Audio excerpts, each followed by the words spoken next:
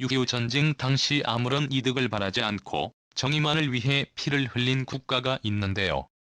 바로 에티오피아입니다. 하지만 에티오피아는 지금 극심한 가난으로 고통을 겪고 있죠. 일본 대한민국의 한 기업이 은혜 갚기에 나서 전 세계에서 화제가 되었다고 합니다. 에티오피아 참전용사들은 이에 감사하며 한국을 위해 충성을 맹세하겠다고 하는데요. 한국과 에티오피아 사이의 놀라운 인연과 과거를 잊지 않는 한 기업의 용기 있는 행동에 대해 지금부터 설명해 드리겠습니다. 아프리카 북동부 홍해 연안에 있는 에티오피아. 3,000년이 넘는 역사를 지닌 이 국가는 국민들의 역사 자부심이 아주 큰 나라라고 하는데요. 지금은 세계적으로 유명한 이 국가의 특산품은 커피로 많은 사람들이 알고 있고, 실제로 커피의 주생산지인 지역이 커피 이름으로 통할 만큼 매우 유명하죠.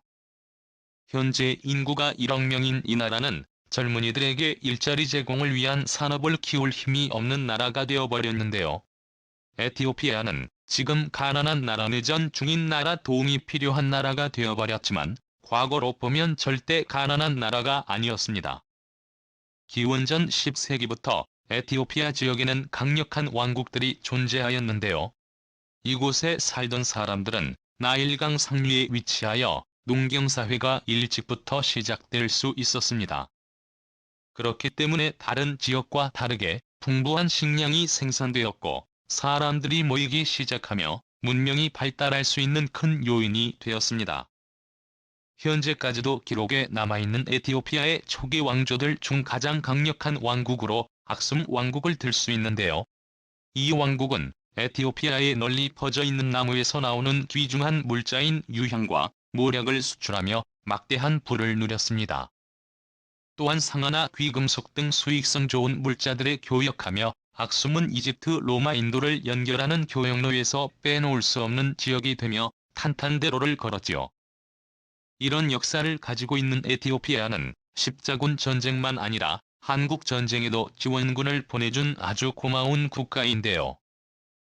중요한 점은 아프리카 중에서 끝까지 식민지배를 당하지 않은 나라 중 하나로 6.25 때 우리를 도와 253, 513승을 하며 단 한 명의 포로와 전사자를 적지에 남겨주지 않았으며 한 번도 열강의 나라를 내어준 적 없는 대단한 국가라는 것입니다.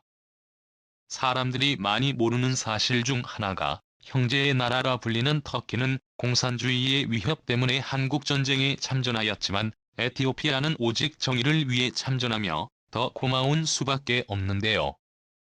111명의 전사자와 536명의 부상자를 냈지만 존호를 두고 가지 않겠다는 전우회와 이기든지 죽든지 둘 중에서 하나만을 선택했던 그들의 용맹함에 한국에서는 아직까지도 큰 박수와 함께 감사의 인사를 전하고 있습니다. 뿐만 아니라 1953년에는 동두천 의보와 교육원을 건립하여 1956년까지 한국인 고아들을 돌보기도 했죠. 에티오피아의 참전용사들은 지금도 한국이 부르면 달려가겠다고 말하며 한국에 대한 충성을 보여주고 있습니다. 또한 한국이 이들 참전용사를 기리기 위해 만든 3분짜리 영상을 보고 참전용사들은 자신들의 위하는 모습에 뜨거운 눈물을 흘렸다고 합니다. 아프리카 전역에 이 영상이 퍼지면서 화제를 불러 모았는데요. 이에 감동받은 에티오피아는 한국의 최고 우방국이라 선언하기까지 했죠. 6.25 전쟁 이후에도 하일레 셀라시의 황제는 한국을 방문하며 두터운 관계를 계속 쌓아가고 있었죠. 하지만 영원할 것 같았던 에티오피아에 평화와 번영의 위기가 찾아오기 시작합니다. 바로 셀라시의 황제의 어정쩡한 태도로 인해 문제가 비롯됐는데요. 오랜 전쟁으로 인한 비용 부담과 경제 개발의 실패가 연이어 터지며 극심한 기금과 실업 문제가 에티오피아의 미래를 불투명하게 만들었죠. 심지어 1960년호가 된 지역을 두고 소말리아와의 분쟁이 터졌고 1961년 에리트레아의 독립전쟁까지 겹쳐지면서 전쟁 비용을 온전히 부담해야 했던 에티오피아는 쇠퇴의 길을 걸었습니다. 결국 이런 황제의 태도를 보다 못한 군부에서 쿠데타가 일어나 에티오피아 제국은 멸망하게 됩니다. 에티오피아는 공화국이 되며 사회주의 공산주의 정책을 채택했고 무리한 사회주의식 개혁을 하며 나라는 걷잡을 수 없이 망가졌습니다. 당시 독재 정권의 수장이었던 맹기스투는 반대하는 세력과 갈등을 벌이며 에티오피아는 내전으로 홍역을 앓았습니다. 이 과정에서 맹기스투는 전쟁에서 패하며 1991년 에티오피아는 드디어 민주공화정을 수립하게 됩니다. 민주화된 에티오피아는 20여 년 동안 평화 속에 살았지만 그것도 아주 잠시였으며 영토의 동쪽에서 잠재되어 있던 갈등이 폭발하면서 에티오피아는 다시 전쟁에 휘말리게 되었는데요. 과거 이탈리아의 식민지였던 에리트레아가 혼란한 틈을 타 1953년 독립을 선언했기 때문입니다. 결국 에티오피아와 에리트레아 사이의 전쟁은 최근까지 이어지게 되었고 에티오피아는 이 과정에서 세계에서 가장 못사는 나라들 중 한 나라가 되어버립니다. 최근까지 이어진 두 나라의 갈등 속에서 아피아몬드 에티오피아 총리는 최선의 결단 평화협정을 진행하며 노벨 평화상을 받게 되었는데요. 하지만 오랜 전쟁과 내부 갈등을 겪었기에 에티오피아에서는 200만 명 이상이 난민 상태로 고통은 끊임없이 이어지고 있는 상황입니다. 수백만 명이 굶주림에 시달리고 아동 10만여 명은 영양실조 위험에 빠져 구호 손길이 절실한 입장. 내전이 이어지고 있는 에티오피아에서 현재 6월 25일 참전용사들은 사회주의 체제에 총을 쏜 민족의 반역자라는 소리를 들으며 재산을 뺏기고 핍박을 당하고 있다는 보도가 나왔죠. 해를 입었던 한국에서는 이 소식에 안타까움을 금치 못했습니다. 그리고 한국을 위해 목숨까지 바쳐 싸워주신 참전용사분들을 돕고자 수많은 한국 기업들이 나섰는데요. 그런데 특이하게도 태생이 미국인 기업도 한국을 도와주는 애를 갖겠다며 나섰습니다. 미국 태생이지만 일본과 중국과 대립하여 한국의 문화를 빼앗지 말라며 싸우고 뉴욕 타임스퀘어에 한국 전통 읍성과 태극기를 건 이 기업은 태생은 미국이지만 그 정신만큼은 온전한 한국의 모습을 보여주고 있습니다. 바로 라카이 코리아인데요. 많은 이들에게 한국을 대신해서 싸우는 모습으로 각인되어 있는 강인한 기업이지만 이 기업은 에티오피아 참전 용사들을 위해 남몰래 후원해오고 있었습니다.